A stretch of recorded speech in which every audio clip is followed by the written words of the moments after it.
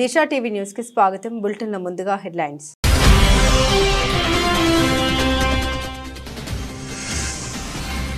America గడ్డపై ప్రధాని మోదీ సంచలన ప్రకటన. అక్రమ వలసదారుల్ని వెనక్కి తీసుకురావడంపై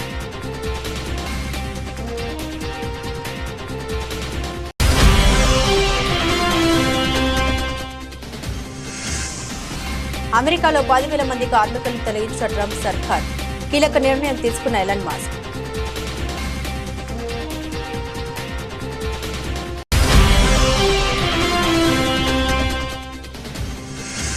మహాకుంభమేళా మరో రికార్డ్, చరిత్ర తిరగరాస్తున్న త్రివేణి సంగమం.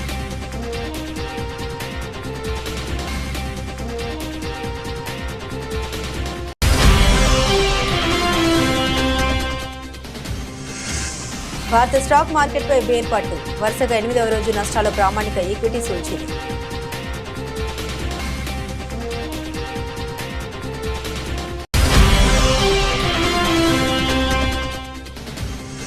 మహిళల ప్రీమియర్ లీగ్ 3వ సీజన్కు అదిరే ఆరంభం. అద్వితీయ ఆట తీరుతో ఆకట్టుకుంటున్న defending champion royal challengers Bengaluru.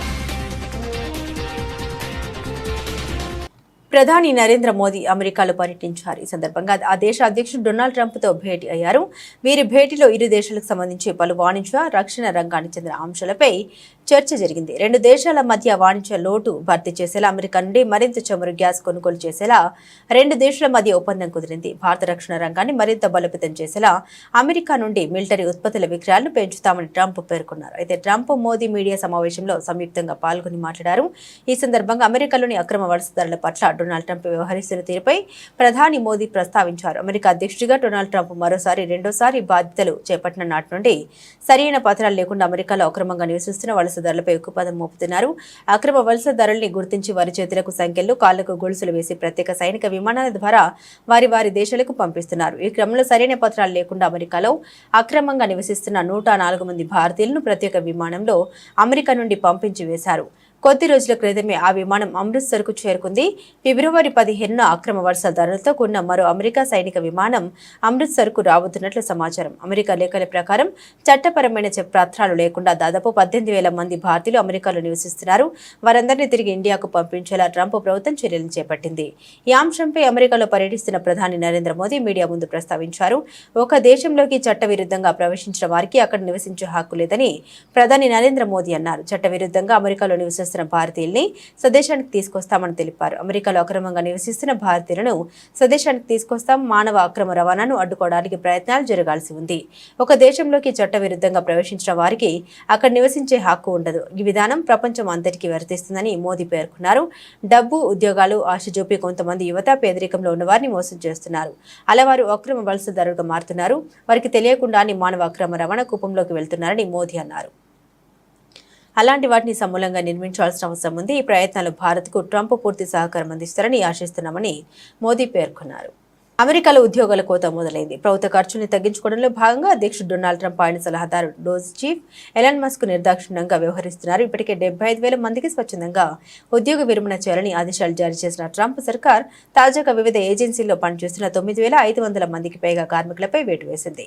తొలగింపులకు గురైన వారిలో ఫెడరల్ భూముల వ్యవహారాలు చేసే కార్మికులు, మిలిటరీ ప్రముఖుల కేర్ పనులు చేసే ఉద్యోగులు ఉన్నారు. అదేవిధంగా ఇంటీరియర్ డిపార్ట్మెంట్లో ఎనర్జీ, వెటరన్స్ అఫైర్స్, వ్యవసాయం, హెల్త్ అండ్ హ్యూమన్ సర్వీసెస్ ఉద్యోగులు కూడా ఉన్నట్టు తెలుస్తుంది. కాగా ఫెడరల్ ఏజెన్సీలన్నింటినీ అమెరికా వదిలించుకోవాల్సిన సమయం వచ్చేసిందని ఇప్పటికే ఎలన్ మస్క్ ప్రకటించారు. ప్రభుత్వ పనితీరును సమూలంగా పునర్వ్యవస్థీకరించడంలో భాగంగా ఈ చర్య తప్పదని స్పష్టం చేశారు. వృధా ఖర్చుల తగ్గింపు, సామర్థ్య పెంపు కోసం ఏజెన్సీల సామూహిక మూసివేతలు తప్పవన్నారు. ఇందులో భాగంగా ఫెడరల్ వర్క్స్ ఫోర్స్ లో పరిమాణాన్ని తగ్గించేందుకు ప్రొబేషనరీ ఏడాది కంటే తక్కువ అనుభవం ఉన్న ఉద్యోగులను తొలగించాలని మస్క్ ఆదేశాలు జారీ చేశారు. అన్ని విభాగాల్లో ప్రొబేషనరీ ఉద్యోగులను తొలగించాలని ఏజెన్సీలకు స్పష్టం చేశారు. అయితే ఉద్యోగాల కోతలు విధించే వాటిలో law enforcement, national security, immigration విభాగాలకు ఎగ్జిక్యూటివ్ ఆర్డర్లో మినహాయింపు ఇచ్చారు. పోస్టల్ సేవలు మినహాయించి అమెరికాలో దాదాపు 23 లక్షల మంది ప్రభుత్వ ఉద్యోగులున్నారు. వీరంతా వివిధ ఏజెన్సీలో పనిచేస్తున్నారు. ఫెడరల్ శ్రామిక శక్తిలో భద్రతా సంబంధిత ఏజెన్సీలు ఎక్కువగా భాగాన్ని కలిగి ఉన్నాయి. కానీ అమెరికా వ్యాప్తంగా లక్షలాది మంది ప్రజలు మాజీ సైనికుల ఆరోగ్య సంరక్షణను, వ్యవసాయాన్ని పర్యవేక్షించడం, ప్రభుత్వ బిల్లులు చెల్లించడం వంటి ఇతర ఉద్యోగాల్లో పనిచేస్తున్నారు. అమెరికాలో ప్రభుత్వ ఉద్యోగుల సంఖ్యను తగ్గించేందుకు ఇప్పటికే ట్రంప్ బయౌట్ ప్యాకేజీతో ఆఫర్ ప్రకటించారు. దీని కింద ఫిబ్రవరి 6లోగా ఉద్యోగాలు స్వచ్ఛందంగా వదులుకున్న వారికి 8 నెలల జీతం ఇస్తామని తెలిపారు. అయితే ఈ విషయంలో ఫెడరల్ కోర్టులో ట్రంప్కు ఎదురుదెబ్బ తగిలింది. బయౌట్ ఆఫర్ను ఫెడరల్ కోర్టు న్యాయమూర్తి నిలిపివేశారు. ప్రయాగ్రాజ్లోని గంగా యమున సరస్వతి నదుల సంగమ స్థానంలో శుక్రవారం అంటే ఫిబ్రవరి 14వ తేదీన ఒక్కరోజే 92 లక్షల మందికి పైగా భక్తులు పుణ్య స్నానాలు చేశారని పేర్కొంది. భారత్, చైనాలు మినహా మిగతా దేశాల జనాభా కంటే ఈ సంఖ్య ఎక్కువ. America, Russia, Indonesia, Brazil, Pakistan, Bangladesh లాంటి దేశాల జనాభా కూడా 50 కోట్ల కంటే తక్కువే అని ఉత్తరప్రదేశ్ సర్కార్ తెలిపింది. ఫిబ్రవరి 26 వరకు మహాకుంభమేళ కొనసాగనుంది. ఇప్పటి వరకు మరిన్ని కోట్ల మంది భక్తులు పుణ్యస్నానాలు ఆచరించనున్నారు. ఇందుకోసం ఉత్తరప్రదేశ్ ప్రభుత్వం అన్ని రకాల ఏర్పాట్లు చేసింది. జనవరి 29వ తేదీన త్రివేణి సంగమంలో తొక్కిసలాట ఘటన జరగగా పలువురు భక్తులు చనిపోయారు. ఆయన పుణ్యస్నానాల కోసం తరలివచ్చే భక్తుల సంఖ్య ఏమాత్రం తగ్గలేదు. కాగా కుంభమేళ ఏర్పాట్లకి 1500 కోట్ల పెట్టుబడి పెడితే 3 లక్షల కోట్ల రాబడి వచ్చిందని సీఎం యోగి ఆదిత్యనాథ్ స్వయంగా ప్రకటించారు. కుంభమేళాకు వస్తున్న భక్తుల సంఖ్యతో ఈ కార్యక్రమం grand success అయిందన్నారు.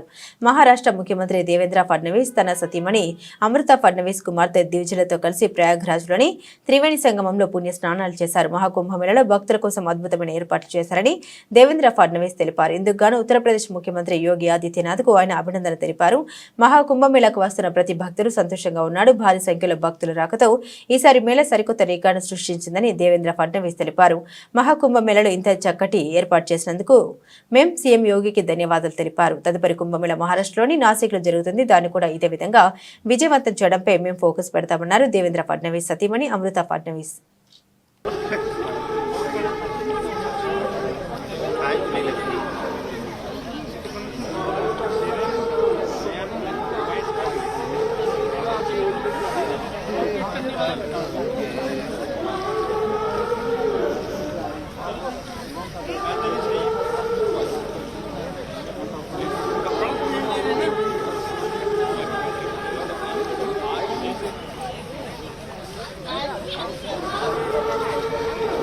Denduluru TDP MLA Chintamaneni ప్రభాకర్పై ముఖ్యమంత్రి నారా చంద్రబాబు నాయుడు తీవ్ర అసహనాన్ని వ్యక్తం చేశారు.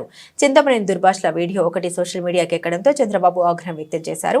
మనం అధికారంలో ఉన్నామని ఇలా సహనం కోల్పోయి వ్యవహరించడం తగదని హితో పలికారు. భవిష్యత్తులో ఇలాంటివి జరగకుండా చూసుకోవాలని తెలిపారు. ఇంతకీ ఏం జరిగిందంటే ఓ వివాహ కార్యక్రమానికి వెళ్లిన చింతమనేని కారుకు మాజీ ఎమ్మెల్యే అభయ చౌదరి కారు అడ్డుగా ఉండడం వివాదానికి దారితీసింది. ఈ గొడవ గురించి చంద్రబాబుకు వివరించేందుకు చింతమనేని నిన్న మంగళగిరిలోని టీడీపీ కార్యాలయానికి వెళ్లారు. వైసీపీ నేతలు కావాలని రెచ్చగొట్టేలా ప్రవర్తించారు. ఆయన చంద్రబాబుకు ఫిర్యాదు చేశారు. ఈ నేపథ్యంలో చంద్రబాబు ఇలా స్పందించారు. నిన్న గన్నవరం మాజీ శాసనసభ్యుడు వంశీ గారిని అరెస్ట్ చేస్తే వైఎస్ఆర్ పార్టీ వాళ్ళు అక్రమంగా వంశీ ఏ తప్పు చేయలేదు, కావాలనే కక్ష సాధింపు చర్యలో భాగంగా వంశీని అరెస్ట్ చేశారు అని మాట్లాడుతున్నారు. అంటే వంశీ ఏ తప్పు చేయకోకుండానే తెలుగుదేశం పార్టీ గన్నవరం కార్యాలయం తగలబడిందా, ధ్వంసమైందా, లేదంటే మాకు మేమే పెట్టుకుని వంశీ మీద నెట్టడం జరిగిందా?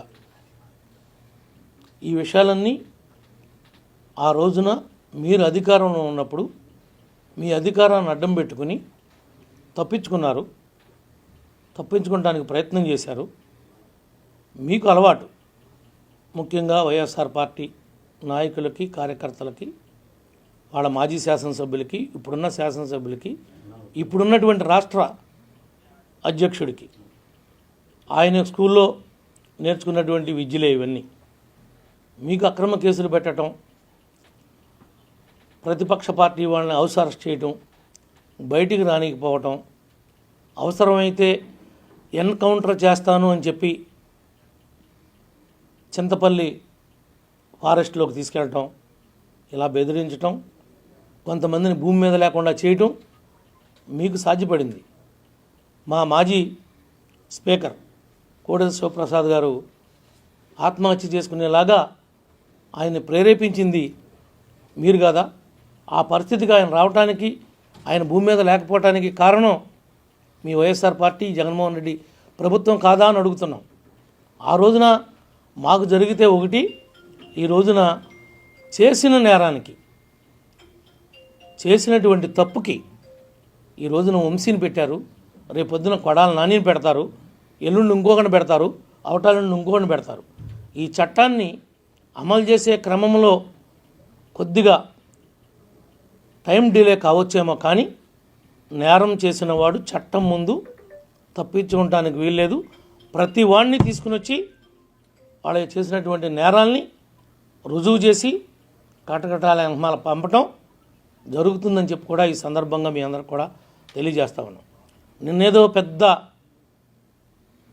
పోటుగాళ్ళలాగా అంబటి రాంబాబు, మీకు తెలుసు కదా రాంబాబు అంటే అంబటి, రాత్రిపూటేమో ఆయన కామబాబు, పగలపూటేమో రాంబాబు. ఈయన చెప్తున్నాడు నీతి కౌరులు మహాత్మా గాంధీ దగ్గర నేర్చుకుని వచ్చినట్లుగా. డీజీపీ గారు ఆఫీస్కి వెళ్ళాడట, ఈ పుడింగ్ వస్తున్నాడని డీజీపీ గారు అక్కడ ఇంటర్వ్యూ ఇవ్వలేదట. ఈయనకు ఒక శాసనసభ్యుడు కూడా కాదు, నువ్వు మాజీ మంత్రి అయితే అయి ఉండొచ్చేమో. కనీసం నీకు పోలవరంలో నీకు మంత్రి ఇచ్చి ఇంకా దిగదారు చేశాడు పోలవరం ప్రాజెక్ట్ని జగన్. దేనివల్ల నీకు క్యూసిక్కి దీనికి తేడా తెలియనటువంటి, టీఎంసీకి తేడా తెలియనటువంటి మనిషివి. క్యూసిక్స్ అంటే ఏంటో, టీఎంసీస్ అంటే ఏంటో కనీసం ఆ వ్యత్యాసం కూడా తెలుసుకోకుండా ఆ శాఖ మంత్రిగా ఉండి పోలవరాన్ని పడుకోబెట్టి గైడ్ బండి పోయి అనేక విధాలుగా దాన్ని సర్వనాశనం చేసింది జగన్మోహన్ రెడ్డి ప్రభుత్వం. ఇంకా రాంబాబు గురించి చెప్పాలంటే మాటలతో చెప్పేది కాదు. ఇవాళ కోడెల గారు లేకపోవడానికి కూడా కారణం రాంబాబు పెట్టినటువంటి ఆ రోజున ఆ యొక్క హెరాస్మెంట్ వల్లే అన్ని కేసులు పడి ఇంత బతికి నేను ఇంకా భూమి మీద ఉండాలా అని ఆయనగానే ఆత్మహత్య చేసుకునే విధంగా ప్రేరేపించారు. ఆ రోజునే ఈ రోజున కంప్లైంట్ ఇచ్చైనా సరే నీ మీద 306 కట్టాలి. ఆ యొక్క చనిపోవడానికి ఆయన కారణం పరోక్షంగా నువ్వు నీ జగన్మోహన్ రెడ్డి కాబట్టి మీ ఇద్దరి మీద 306 కట్టాలని చెప్పి నేను డిమాండ్ చేస్తా ఉన్నా ఈ ప్రభుత్వాన్ని. నిజంగా మీరిద్దరూ ఆ సెక్షన్ కింద నేరస్తులుగా మిగులుతారని చెప్పి కూడా ఈ సందర్భంగా నేను గుర్తు చేస్తున్నా.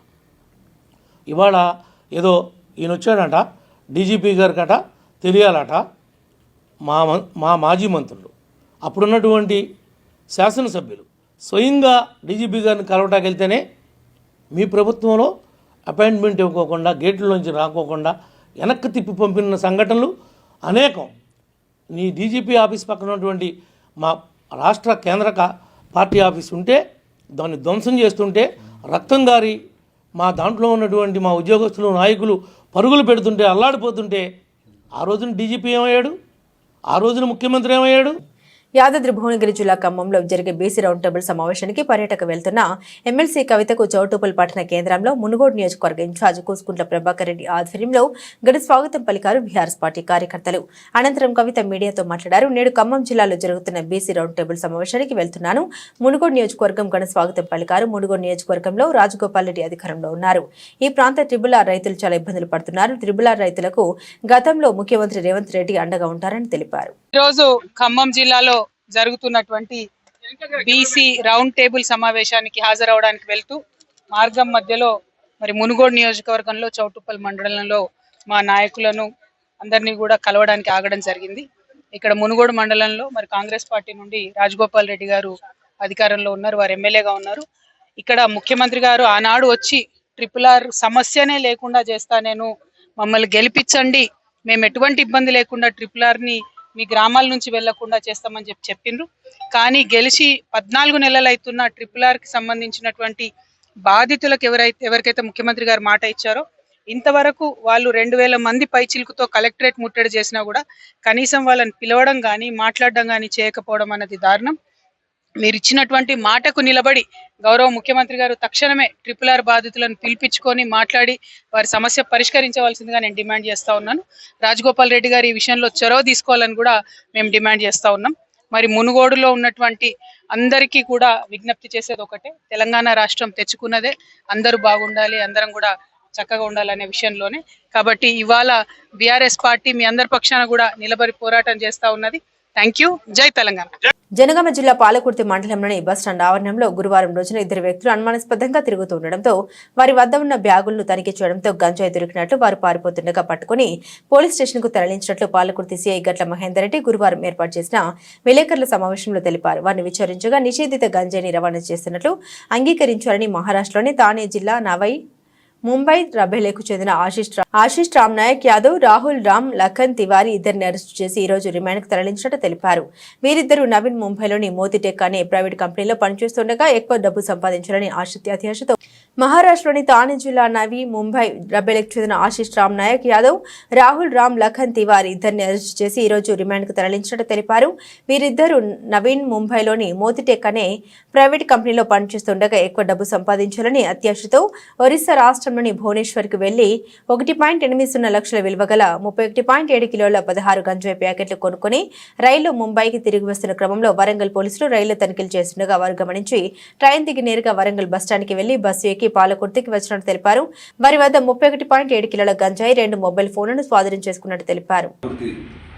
పోలీస్ స్టేషన్ పరిధిలో నమ్మదగిన సమాచారం మేరకు పాలకుర్తి ఎస్ఐ పవన్ కుమార్ తన సిబ్బందితో పాలకుర్తి బస్టాండ్లో ఇద్దరు వ్యక్తులు అనుమానాస్పదంగా కనబడుతున్నారు అనే సమాచారం మేరకు SI Pavan Palakurthi police station నుండి తన సిబ్బందితో మరియు పంచులతో బయలుదేరి పాలకుర్తి బస్టాండ్కి వెళ్ళి అనుమానాస్పదంగా ఉన్న ఇద్దరు వ్యక్తులను విచారించి వారి వద్ద నుంచి 31 కిలో 700 గ్రాముల దగ్గర 32 కిలోల గాంజాను వారి వద్ద నుంచి సీజ్ చేయడం జరిగింది. ఆ ఇద్దరు వ్యక్తుల పేర్లు ఆశిష్ రామ్ నాయక్ యాదవ్ అలియాస్ పాల్జే, అదేవిధంగా రెండో వ్యక్తి పేరు రామ్ లఖన్ తివారీ అలియాస్ రాహుల్, రామ్ లఖన్ తివారీ అలియాస్ పాండ్యా. వీళ్ళిద్దరు మహారాష్ట్రకు చెందిన నవీ ముంబైలోని థానే డిస్టిక్ చెందినవారు. రెబెలి అనే ప్రాంతంలో ఒక ప్రైవేట్ కంపెనీలో రోజువారీ కూలీ పనులు చేస్తూ ఉంటారు. ఈ క్రమంలో వారు జలసలకు అలవాటు పడి సులువుగా డబ్బులు సంపాదించాలనే ఉద్దేశంతో వారితో పాటు పనిచేసే అన్ను అనే వ్యక్తి గాంజా సప్లై చేస్తున్నాడని తెలుసుకొని అతను భువనేశ్వర్ సిటీ ఒడిశా రాష్ట్రంకి వెళ్ళి అక్కడ అతని దగ్గర ఒక 16 ప్యాకెట్ల గాంజాను, అందాజా 32 కిలోల గాంజాను తీసుకొని వాళ్ళు ట్రైన్లో వస్తూ ట్రైన్ మార్గంలో వెళ్తే పోలీసులకు దొరుకుతారని మళ్ళీ వారు బస్సు మార్గం ద్వారా హైదరాబాద్కి వెళ్దామని పాలకుర్తి బస్ స్టాండ్లో వాళ్ళు వెయిట్ చేస్తున్నప్పుడు పట్టుకోవడం జరిగింది. ఈ కేసులో టోటల్ గాంజా యొక్క విలువ అందాజా 7,92,000 ఉంటుంది. ముఖ్యంగా ప్రజలందరికీ ఒకటే విజ్ఞప్తి, మీ గ్రామంలో కానీ మీ మండలంలో కానీ ఎవరైనా గాంజాకు అలవాటు పడ్డట్టయితే వారి సమాచారం మాకు ఇచ్చినట్టయితే వారికి గాంజా సప్లై చేస్తున్న వాళ్ళు కానీ గాంజాను ఎవరైనా స్టోర్ చేసి రకరకాల మార్గాల ద్వారా ఎవరైతే దాన్ని సప్లై చేస్తున్నారో వారిపైన చర్య తీసుకోవడం జరుగుతుంది. సో ఈ కేసులో వారిని పట్టుకోవడంలో, నేరస్తులను పట్టుకోవడంలో ప్రతిభ చూపిన పాలకుర్తి ఎస్ఐ పవన్ మరియు అతని సిబ్బంది రాజ్ కుమార్, మనోజ్ మరియు ప్రొఫెషనల్ ఎస్ఐ రాజేందర్, అదేవిధంగా ఇతర సిబ్బందిని మా DCP west zone sir Shri Rajamahendra Nayak sir వారికి రివార్డ్స్ అందజేస్తామని వారికి చెప్పి వారి యొక్క ప్రతిభను ప్రశంసించడం జరిగింది. కాబట్టి ప్రజలు ఎవరైనా గాంజాకు అలవాటు పడ్డ వారి యొక్క సమాచారం ఉంటే మాకు తెలియజేయాలి. Thank you. తెలుగుదేశానికి పార్టీ వ్యవస్థాపక రోజు నుండి నేటి వరకు వెన్నెముకగా నిలిచిన బీసీల అభ్యున్నతి కోసం అధికారంలోకి వచ్చిన కూటమి ప్రభుత్వం ప్రత్యేక చర్యలు తీసుకోవడం జరుగుతుందని సీఎం చంద్రబాబు తెలిపారు. బీసీల అభివృద్ధి, సామాజిక న్యాయంలో భాగంగా ముఖ్యమంత్రి చంద్రబాబు నాయుడు వెలగపూడి సచివాలయంలో బీసీ సంక్షేమ శాఖపై సమీక్ష నిర్వహించారు. ఈ సమీక్షలో ఉన్నతాధికారులు పలు అంశాలను ముఖ్యమంత్రి దృష్టికి తీసుకొచ్చారు. రాష్ట్రంలో వెనుకబడిన ఉన్న బీసీల అభివృద్ధి సాధించడంతో పాటు ఆర్థికంగా బలపడే విధంగా ప్రభుత్వం నుండి వివిధ సంక్షేమ పథకాలు అందించే విధంగా చర్యలు తీసుకోవాలని అధికారులకు ముఖ్యమంత్రి ఆదేశాలు జారీ చేశారు.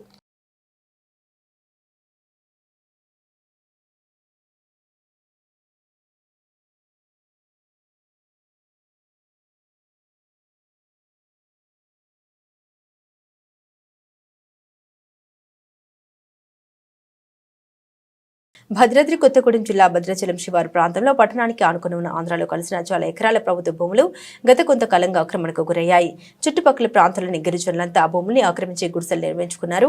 ప్రభుత్వ అధికారులు చాలా కాలం నుండి భూములను ఖాళీ చేయాలని చెబుతున్నప్పటికీ వినకపోవడంతో ఈ రోజు అల్లూరు జిల్లా ఏటపాక మండల అధికారులు గుడిసెలు తొలగిస్తున్నారు. ప్రభుత్వ భూముల్ని ఆక్రమించి గుడిసెలు వేయడం ద్వారా గిరిజనులకు ఇతరులకు అనేక వివాదాలు జరుగుతున్నాయని ప్రజలెవరూ ప్రభుత్వ భూముల్ని ఆక్రమించవద్దని అధికారులు తెలుపుతున్నారు. గతంలో కూడా అక్కడ గిరిజనులు ప్రభుత్వ భూముల్ని ఆక్రమించి గుడిసెలు వేసుకున్న నేపథ్యంలో ఆ మండల అధికారులు గుడిసెలను తొలగించి ప్రభుత్వ భూముల్ని స్వాధీనం చేసుకున్నారు. అయినప్పటికీ మళ్లీ గిరిజనులు అదేవిధంగా ప్రభుత్వ భూములు గుడిసెలు వేయడంతో అధికారులు ప్రొక్లైన్ల సహాయంతో గుడిసెల్ని తొలగించారు.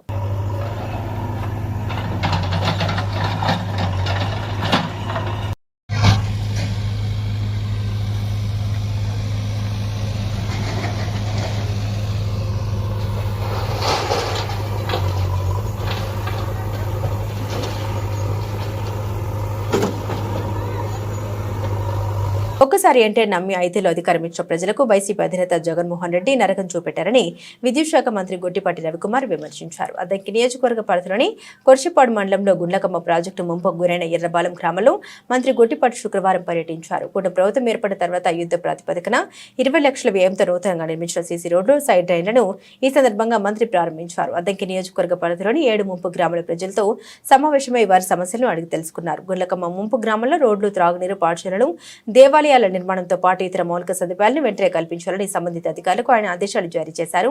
ముంపు గ్రామాల నిర్వాసితులకు ఎప్పుడు ఏ అవసరం వచ్చినా తాను అండగా ఉంటామని మంత్రి గొట్టిపాటి హామీ ఇచ్చారు. ముఖ్యమంత్రి చంద్రబాబు నాయుడు నేతృత్వంలోని కూటమి ప్రభుత్వం ముంపు గ్రామాలను ఆదుకుంటుందని అభయం ఇచ్చారు. పట్టభద్రుల నిరుద్యోగులు, యువత భవిష్యత్తుకు పునాదిని అవుతానని కరీంనగర్, నిజామాబాద్, ఆదిలాబాద్, మెదక్ పట్టభద్రుల బహుజన సమాజ్ పార్టీ ఎమ్మెల్సీ అభ్యర్థి డాక్టర్ పులి ప్రసన్న హరికృష్ణ అన్నారు. కరీంనగర్ ప్రెస్ భవన్లో ఏర్పాటు చేసిన మీడియా సమావేశంలో మాట్లాడారు. ఈ ఎన్నికల్లో వారు మానసెట్ కావాలని, అది ప్రసన్న హరికృష్ణ గెలుపుగా ఉండాలన్నారు. 25 ఏళ్లుగా విద్యార్థుల జీవితాలతో ఆడుకుని వారి తల్లిదండ్రులు ఫీజుల పేరుతో నిలువు దోపిడీ చేశారు. ఇప్పుడు కొత్త వెలుగు తీసుకొస్తామని మభ్యపెడుతూ పబ్బం గడుపుకోవాలని చూస్తున్నారన్నారు. బహుజన సమాజ్ పార్టీ రాష్ట్ర అధ్యక్షుడు మందా ప్రభాకర్, కరీంనగర్ జిల్లా అధ్యక్షుడు నల్లాల శ్రీనివాస్ తదితరులు పాల్గొన్నారు. ఇదే ప్రాసెస్ ఏదైతే ఉందో ఒక గ్రాడ్యుయేట్ ఎమ్మెల్సీ కొనసాగించాలి. ఏవైతే సమాజం లోపల పట్టభద్రులకు సంబంధించినటువంటి సమస్యలు ఉన్నాయో వీటిని ఒక నిర్మాణాత్మకమైనటువంటి రీతి లోపల ప్రభుత్వానికి తీసుకెళ్ళాలి.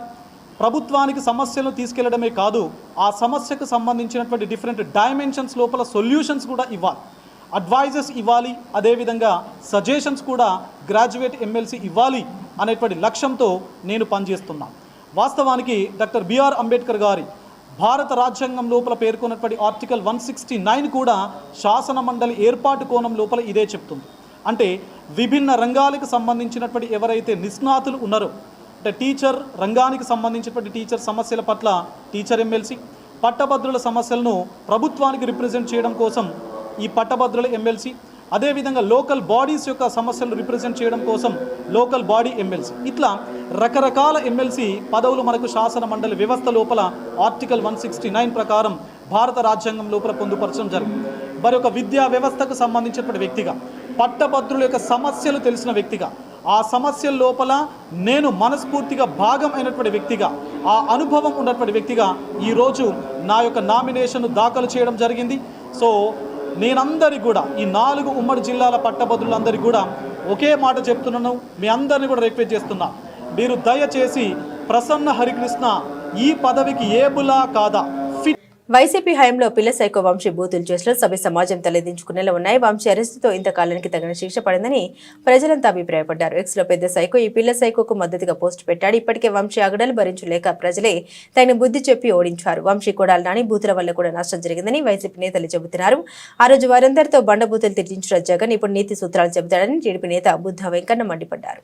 అందరికీ నమస్కారం. రాష్ట్రంలో జరుగుతున్న పరిస్థితులు అందరికి తెలుసు.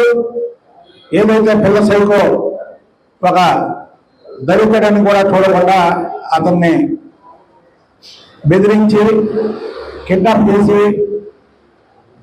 కోర్టులో ఉన్నటువంటి కేసుని బలవంతంగా తీసిన కేసులో పిల్ల సైకో వచ్చి అరెస్ట్ అవ్వడం, ప్రజలు ఒక సైకో బయట తిరిగితే ప్రజలకి ప్రమాదకరం, పోలీసులు అరెస్ట్ చేశారనే ప్రజలందరూ కూడా ఆనందోత్సాహాలతో ఉన్న టైంలో పెద్ద సైకోమైనటువంటి జగన్మోహన్ రెడ్డి నిన్న ఎక్స్లో మాట్లాడుతున్నాడు. అసలు జగన్మోహన్ రెడ్డి నిన్న ఎక్స్లో మాట్లాడినటువంటి తీర్పు అయితే జగన్మోహన్ రెడ్డి గురించి పరాకాష్ఠకు తెలియదు అనుకుంటున్నాను. ఎందుకంటే జగన్మోహన్ రెడ్డి వంశీ అనే వ్యక్తి గత కొన్ని రోజులుగా బంగారం ధర నేల విడిచి ఆకాశం దిశగా పయనిస్తుంది. దేశీయ మార్కెట్లో నిన్న తొలిసారి 10 గ్రాముల బంగారం ధర 89,000 మార్కును దాటేసింది. నిన్న ఒక్కరోజే 1300 పెరగడంతో 10 గ్రాముల 24 క్యారెట్ల బంగారం 89,400కు చేరుకుంది. ఈ నెల ప్రారంభంలో 85,000 మార్కును తాకిన పసిడి ధర 15 రోజుల్లోనే 90,000కు చేరుకోవడం గమనార్హం. హోల్సేల్, రీటైల్, నగర వ్యాపారాల నుండి డిమాండ్ పెరగడమే ధరల పెరుగుదలకు కారణమని బులియన్ వర్గాలు చెబుతున్నాయి. ఇక హైదరాబాద్ మార్కెట్లో 24 క్యారెట్ల 10 గ్రాముల బంగారం ధర 87,160గా ఉంది. 22 క్యారెట్ల పసిడి 79,900కు చేరుకుంది. ఇక వెండి ధర కూడా నిన్న కిలోకు 2,000 పెరగడంతో 4 నెలల గరిష్టాన్ని తాకుతూ ₹1,00,000కు చేరుకుంది. భారీ స్టాక్ మార్కెట్పై బేర్పాటు బిగించింది. ట్రంప్ సుంకాల పోటు తరలిపోతున్న విదేశీ సంస్థాగత పెట్టుబడులతో పాటు నిరాశజనకంగా త్రైమాసిక ఆర్థిక ఫలితాల కారణంగా ప్రామాణిక ఈక్విటీ సూచీలు వరుసగా 8వ రోజు నష్టాలు పయనించాయి. శుక్రవారం సెన్సెక్స్ 76,000, నిఫ్టీ 23,000 స్థాయిలను కోల్పోయాయి. సెన్సెక్స్ 199.76 పాయింట్లు క్షీణించి 75,939.21 వద్దకు చేరుకుంది. నిఫ్టీ 102.15 పాయింట్ల నష్టంతో 22,929.25 వద్ద ముగిసింది. చిన్న మధ్య స్థాయి కంపెనీల ప్రాతినిధ్య సూచీలైన బీఎస్ఈ స్మాల్ క్యాప్ ఏకంగా 3.24%, మిడ్ క్యాప్ 2.59% నష్టపోయాయి. కాగా గడిచిన 8 ట్రేడింగ్ సెషన్లలో 2,644.6 పాయింట్లు, నిఫ్టీ 810 పాయింట్లు 3.41% పతనమయ్యాయి. 8 రోజుల్లో 25.31 లక్షల కోట్ల మార్కెట్ సంపద హరించుకుపోయింది. దాంతో బీఎస్ఈ నమోదిత కంపెనీల మొత్తం మార్కెట్ క్యాపిటలైజేషన్ 400.19 లక్షల కోట్లు డాలర్లు పడిపోయింది. మహిళా ప్రీమియర్ లీగ్ 3వ సీజన్కు అదిరే ఆరంభం. కీలక ఆటగాళ్లు గాయాలతో జట్టుకు దూరమైన defending champion royal challengers Bengaluru అద్వితీయ ఆట తీరుతో ఆకట్టుకుంది. గుజరాత్ జెయింట్స్ పై 202 పరుగుల రికార్డు చేతను సైతం మరో 9 బంతులుండగానే ముగించింది. చివరిలో రిచా ఘోష్ 27 బంతుల్లో 7 ఫోర్లు 4 సిక్సర్లతో 64 నాట్అవుట్ బౌలర్లను చెడుగుడు ఆడేసుకుంది. శుక్రవారం జరిగిన ఈ మ్యాచ్లో ముందుగా బ్యాటింగ్కు దిగిన గుజరాత్ 20 ఓవర్లలో 5 వికెట్లకు 201 పరుగులు చేసింది. గార్డనర్ 37 బంతుల్లో 3 ఫోర్లు 8 సిక్సర్లతో 79 నాట్అవుట్, బెద్మోని 42 బంతుల్లో 8 ఫోర్లతో 56 అర్ధ సెంచరీలు సాధించారు. పేసర్ రేణుకా సింగ్కు 2 వికెట్లు దక్కాయి. చేతుల్లో బెంగళూరు 18.3 ఓవర్లో 4 వికెట్లకు 202 పరుగులు చేసి గెలిచింది. ఎలిస్ పెర్వి 34 బంతుల్లో 6 ఫోర్లు 2 సిక్సర్లతో 57 కనుక ఆహుజా 13 బంతుల్లో 4 ఫోర్లతో 30 నాట్అవుట్ కీలక ఇన్నింగ్స్ ఆడారు. గవర్నర్కు 2 వికెట్లు దక్కాయి. ప్లేయర్ ఆఫ్ ది మ్యాచ్ గా రిచా ఘోష్ నిలిచింది. బులెటిన్ ముగించే ముందు హెడ్లైన్స్ మరోసారి.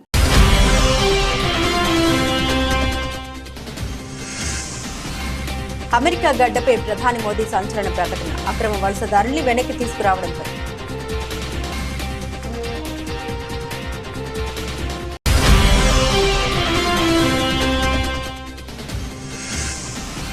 అమెరికాలో 10,000 మంది కార్మికులను తొలగించిన ట్రంప్ సర్కార్ కీలక నిర్ణయం తీసుకున్న ఎలన్ మస్క్.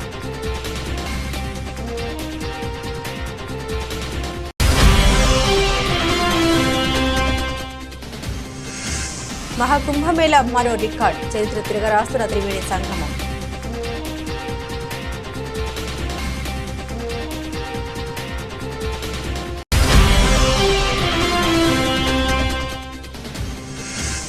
భారత స్టాక్ మార్కెట్పై బేర్పాటు, వరుసగా 8వ రోజు నష్టాల ప్రామాణిక ఈక్విటీ సూచీలు.